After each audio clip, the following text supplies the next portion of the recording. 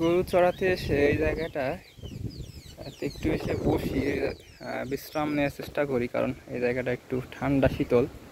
আর বট গাছের নিচে আবহাওয়াটা অনেক শীতল। বট গাছটা একদম ছাতার মতো হয় তো, আর এটা একটু দেখতে ছাতার মতোই। এখানে এসে যে পাখির শব্দে একদম বিমোহিত হয়ে গেলাম। সুন্দর পাখি ডাকছে,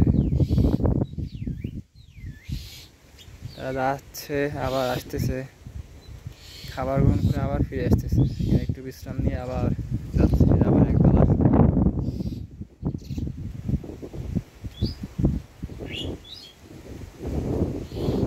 আর বাতাসের যে একটা ছন্দময় সুর আছে, শব্দ আছে, এখানে আসলে কি বোঝা যায়।